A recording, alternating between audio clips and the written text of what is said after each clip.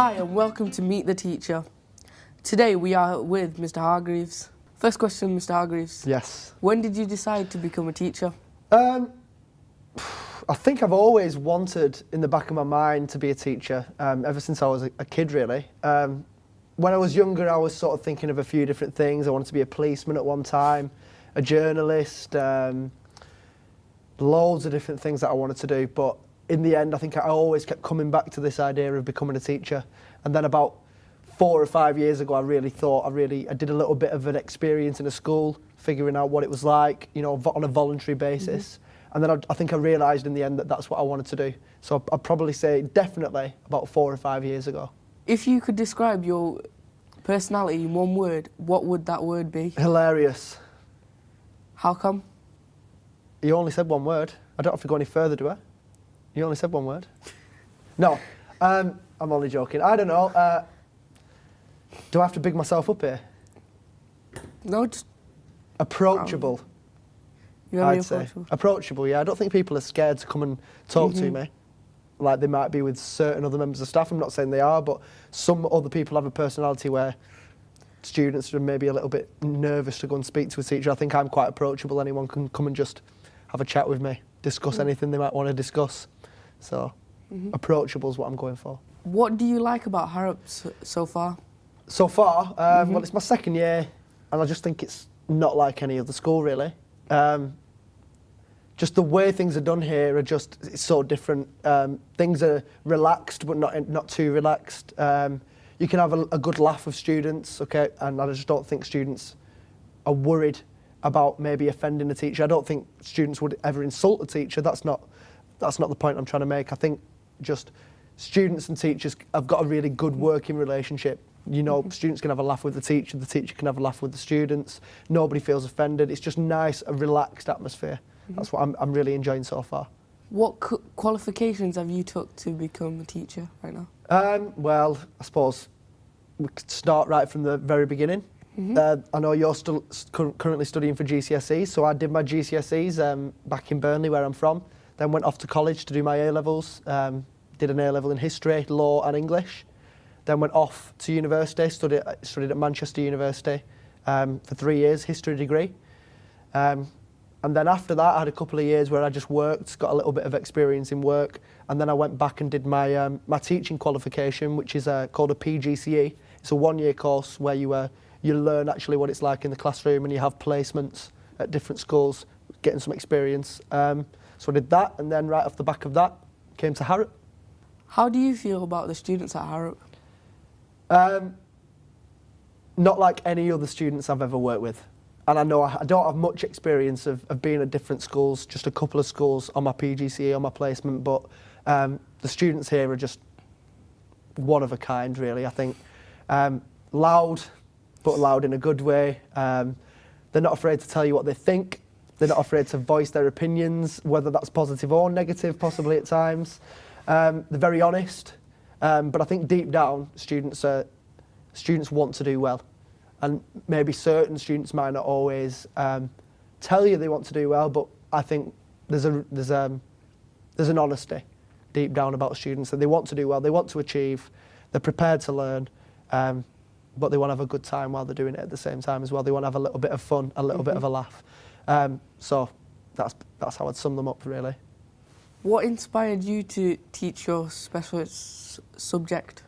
It's going to sound really cheesy, but the history teacher that I had at school was probably the best, well, he definitely was the best teacher I've ever had. He just made history really interesting. I was always interested in history anyway, but just the way that he was in the class, not necessarily with the way that he taught the subject, just the way he was,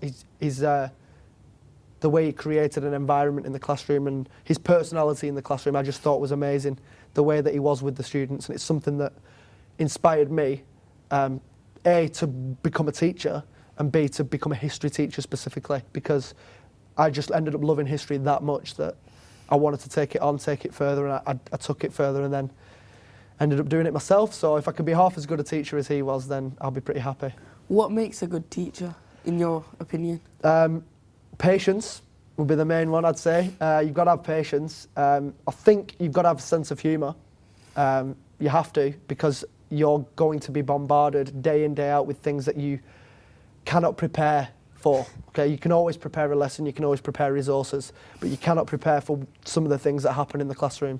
Some of the things that students might say, nothing offensive, but some of the things students might say might completely startle you, and you think, well, where the hell has that question come from?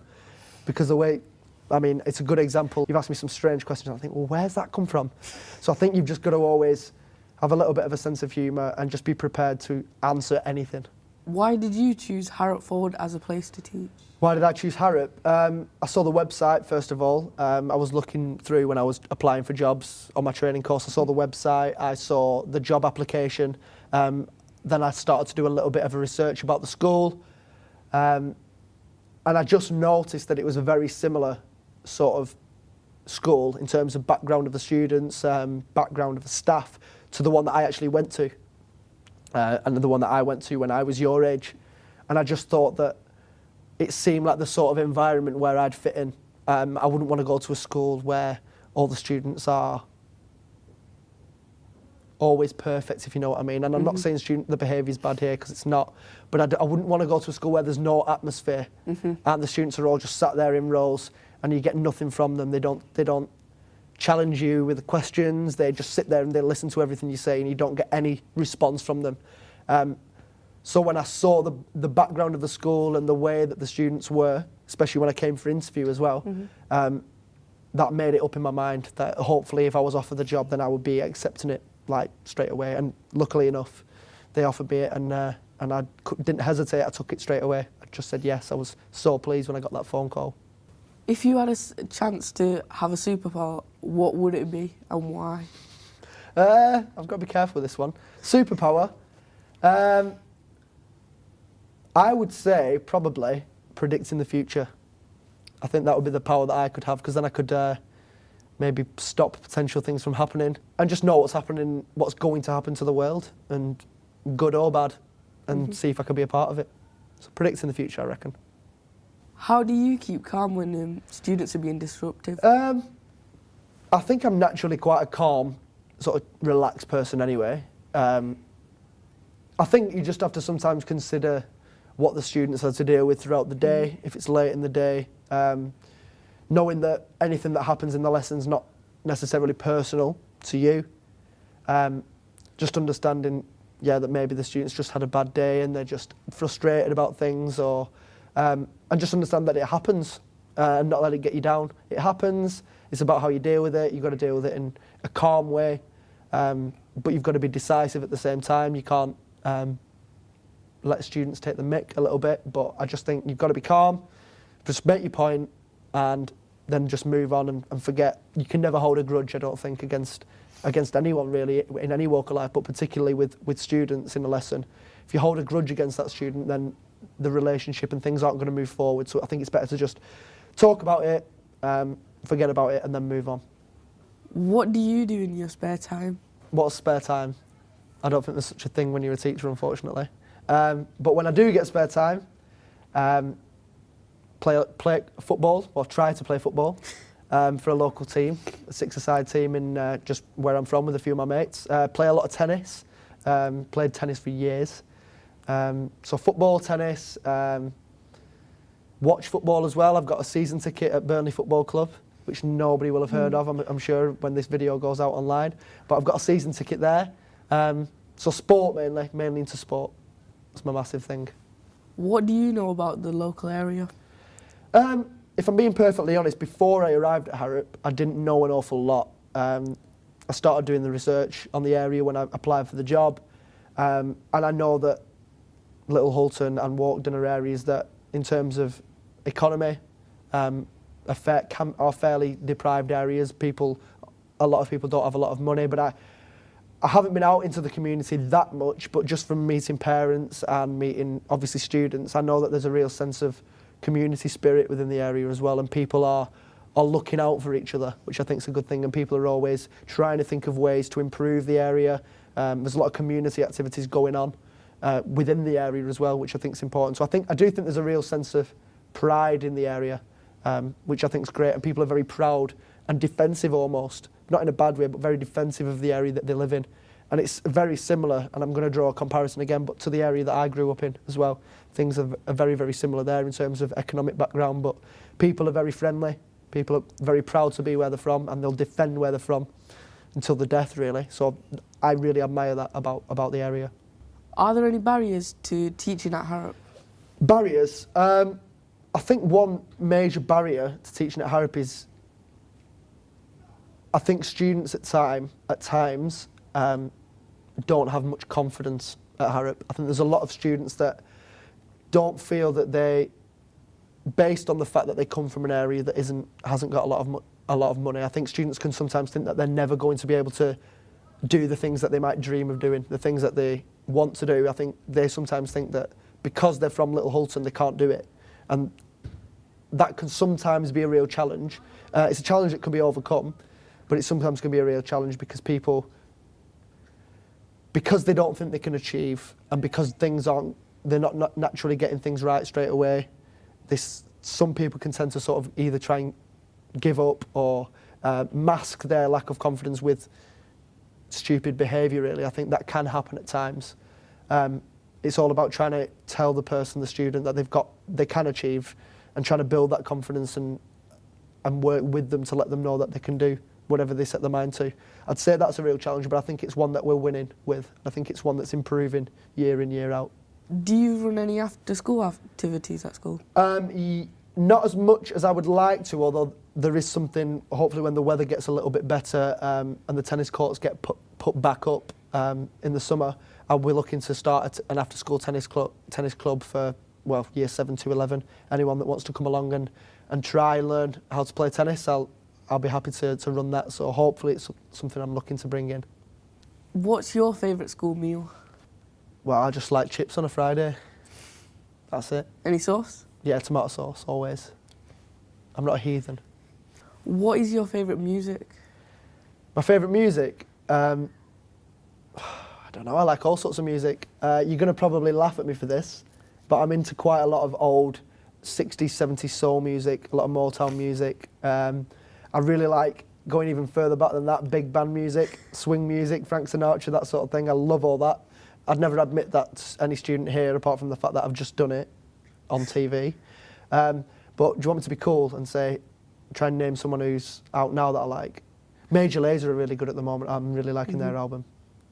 If there was one thing that you could improve about her, what would it be? One thing I could improve? Yeah. My room. The computer in my room keeps breaking and it's causing me a little bit of an issue. But apart from that, not a lot. I don't know, no, let's be serious about it. One thing I can improve about Harrop, I think, just make sure, it's going back to what I looked at earlier, making sure the aspiration of students and the drive and the motivation to know that they can achieve what they want to achieve, and not to be sort of put off by the barriers that they might see living in Little Hulton, trying to remove that. And I know that's not going to happen overnight, but I think it's something that once we tackle that and once students start to realise that they can achieve, I think the school can go to even greater heights than they're already at. Who is your favourite celebrity? Nobody that's ever been on any reality show. None of them, because they've made a living out of absolutely nothing. And I hate all that. And I know that might offend some people that are watching here, some students that are watching, because they probably love Big Brother and I'm a Celebrity and Geordie Shore and all that nonsense. But somebody who's actually using their fame for a good reason. Let me think. Stephen Fry is a good one. I love Stephen Fry. An intelligent man, funny man, does a lot of charity work, loves football as well. Stephen Fry's got to be up there, but also, and I shouldn't admit this as well, do love myself a little bit of Michael Bublé. I like Bublé. I know that's a bit embarrassing, but hey, I've said it. I met him, shook his hand, never washed his hand since. It's true. Okay. What was the last book you read? The last book I read, don't get a chance to read as many books as I'd like to these days. Unfortunately, we just don't have the time. But the last book that I started, and still haven't got around to finishing, is something that I read in college and I'm rereading it, Wuthering Heights. Love that book in college, and it's a book that we studied in English, and I wanted to go back and read it again, but I got about halfway through and haven't had a chance to finish it. But Wuthering Heights is the last one. Where would you say is the weirdest place you've ever read a book? The weirdest place I've ever read a book? It's a bizarre question. The weirdest place I've ever read a book? Oh, I'll tell you, I went to New York last year, and I was in Times Square with a couple of my mates, and they were looking at all these wondrous sights, and I just found a little bookshop. I bought a book from there, and a book that I've been wanting for ages that I don't think they even sold in England, and I couldn't find it anywhere, and I was reading it whilst all my mates were looking at all the sights around New York. I was reading my book, so maybe that. What is the weirdest food you've ever eaten? The weirdest food? I'm quite traditional when it comes to food. I get a little bit scared of new food, so I tend to eat quite boring, bland food. But let me think, the weirdest food. I ate octopus once. That was a bit weird. It was like really slimy. Didn't really like that. I could never go and I'm a celebrity, eating all those like cockroaches and stuff and bugs and stuff. But yeah, I think octopus is probably the weirdest, and that's not even that weird, is it really? But yeah, I'm pretty boring when it comes to food. Little Hutton has £1 million to spend. What would you spend that £1 million on? Oh, it's a tough one. I think I'd spend it in a couple of areas. I think one of the main things I'd spend the money on might be a library, and that sounds, I know that sounds boring, but a library and a place that, like a modern style library with books, but with loads of computer facilities and stuff as well. Because I think that it would be good for the community, it would be good for students as well. What else? I don't know. Tennis courts, proper tennis courts. Then I could actually start some real tennis in Little Hulton as well, get people a little bit more active. Because I don't know that there's that much, apart from I know there's a cricket club. But I haven't seen that much in terms of sporting facilities in Little Hulton, so maybe some sports facilities as well. That's it, everyone. I would just like to thank Mr. Hargreaves for spending his time, and there will be another one soon. Thanks. Thanks. See ya.